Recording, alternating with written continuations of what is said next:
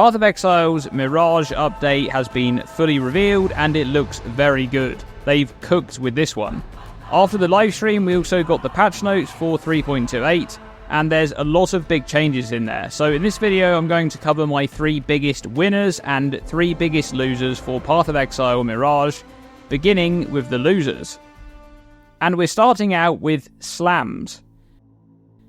Now, slam skills have been quite powerful since patch 3.25, which brought about a huge overhaul to melee in general, with a focus on improving slam skills specifically. The Settlers update massively buffed melee attack damage numbers, and it crucially also added both the auto-exertion support gem and the over-exertion support gem to the game, amongst a bunch of other changes like removing ancestral totems. One of the big upsides of slams in general is their power level even on limited budgets and investments. These skills have quite the power spike through the campaign into early maps, where a decent axe upgrade combined with a few exertions can often lead to just one-shotting tanky targets. However, in 3.28, GGG are nerfing slams via a few targeted changes.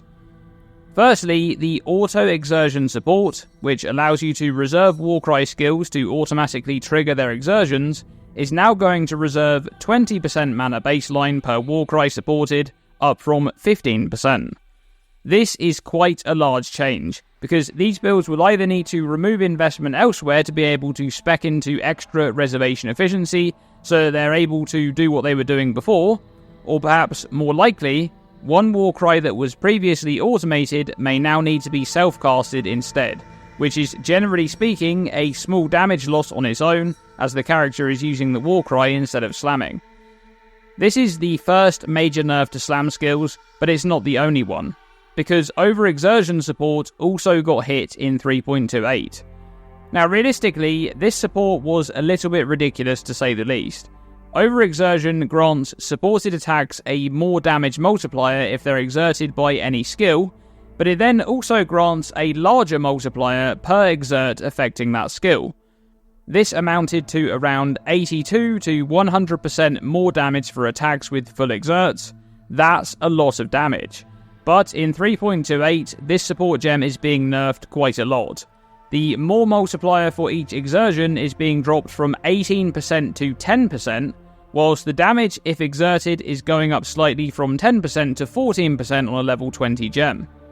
This will lower the damage multiplier gained by this support for many slam builds by around 30 to 40%, but this change is also compounding with the aforementioned nerf to auto-exertion, as some builds may even drop an exertion entirely, which is going to be a lot less damage compared to previous patches.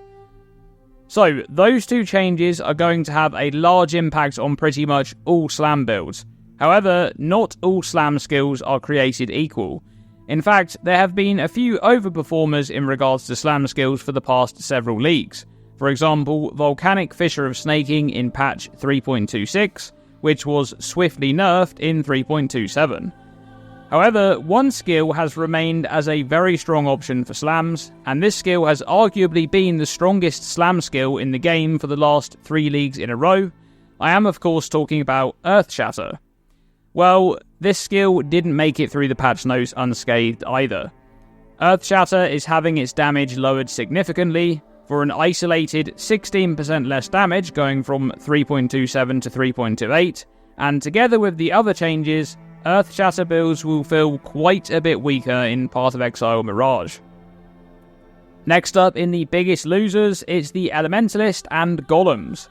Now back in patch 3.26, the community was abuzz over the Elementalist rework that replaced the previous 4-pointer Golem branch with a 2-pointer leading to Liege of the Primordial. In that patch, this notable may have been the single strongest Ascendancy node in the game. It was extremely stacked as a 2-pointer, especially considering that Golems were also significantly improved at a baseline level in the same update.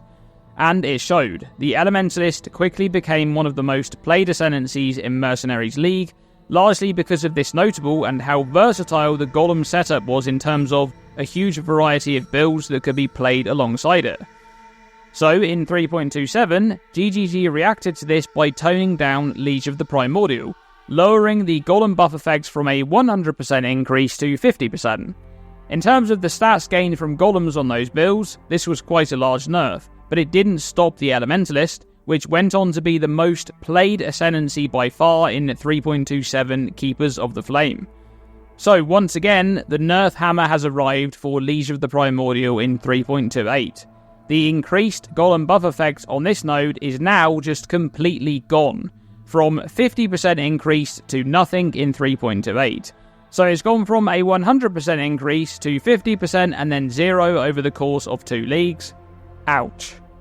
This change is significant enough on its own, as those builds will lose a lot of power from golem buffs, but it's not the only nerf to golems in 3.28, because the cluster jewel stacking to obtain large amounts of golem buff effect is also being nerfed.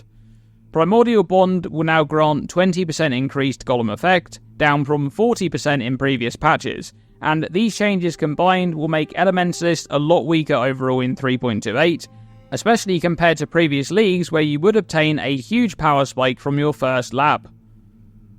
Now for the third and final loser in this video, it's intelligence stacking.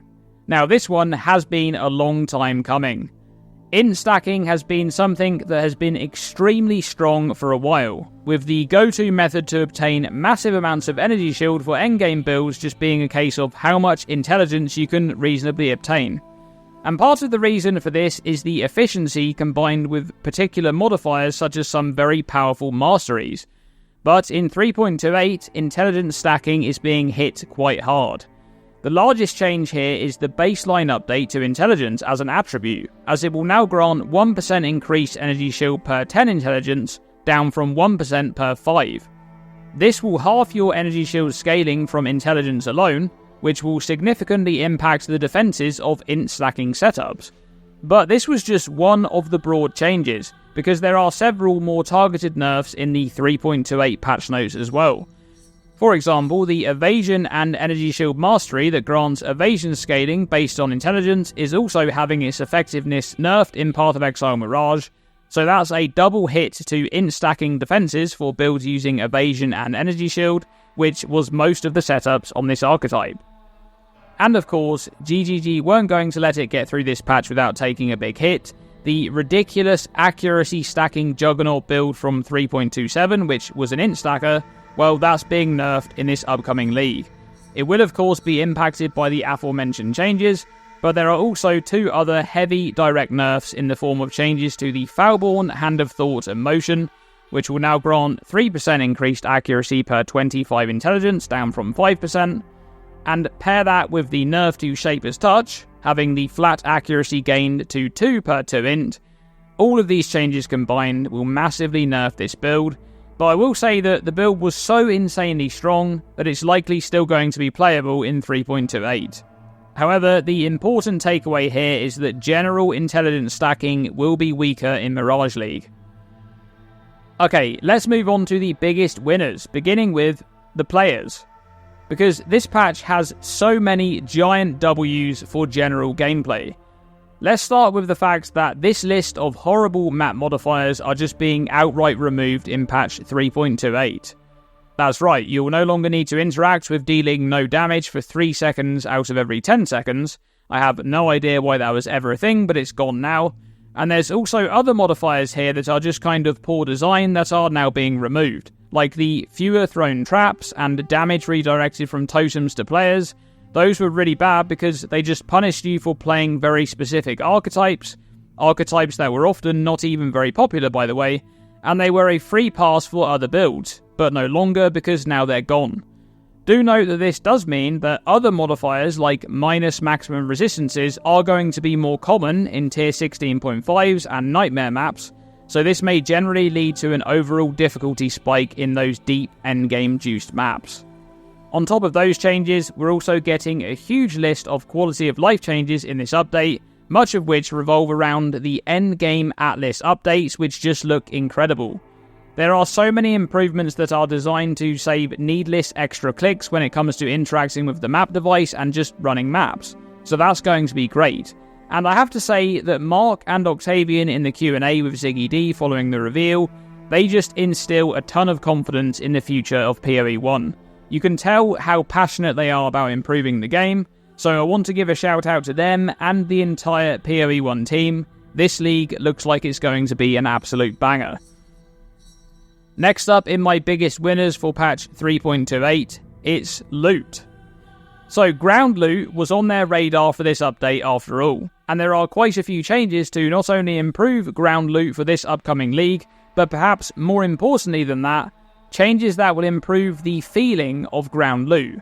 Now what do I mean by that? Well, part of the reason that ground loot has felt so bad is that mechanics like King's March and the Genesis Tree make up a large amount of currency that you'll be finding overall, and simply put, it's a lot less fun to find Divine Orbs in the shipping rewards window compared to dropping a raw Divine Orb in a map. So to address this, GGG are nerfing those mechanics in 3.28. King's March will be receiving a large shakeup, including a change that will make ore shipments reward currency instead of equipment, with crops now rewarding those equipment items that ore used to do. This is a big change because you will now need to actually interact with the King's March mechanics in maps to be able to mine resources that can then be shipped for currency, as opposed to passively growing those resources through spending gold on farmers. And this will mean that investing into King's March on the Atlas tree and via scarabs is not only more rewarding, but is also pretty much necessary if you want to farm currency this way. On top of that, the Genesis tree is going core in 3.28, but it's being nerfed. We're not sure on the specifics just yet, but it will likely yield less currency overall. And this all feeds into a bigger change in Path of Exile Mirage that is seeing ground loot drops for currency being approximately doubled, and this was confirmed by Mark and Octavian that the actual amount of items dropping is unchanged, but some of the trash loot that previously wouldn't show up on your filter will now be currency instead.